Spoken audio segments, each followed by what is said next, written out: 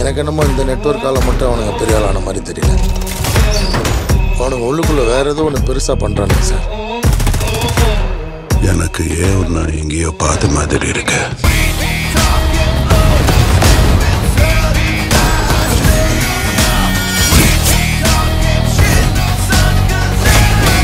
இந்த தேவா பத்தி தெரிஞ்சிருந்தோ என்கிட்டயே விளையாடி இருக்க. மேடம், பில் கலெக்டர் கார்த்திக் சாருக்கும் உங்களுக்கும் என்ன தொடர்பு? ஏன் மாமா எதுவுமே சொல்ல மாட்டேங்கிறீங்க? சின்னதா எங்க? கார்த்திக்க அரெஸ்ட் பண்ணிட்டாங்க.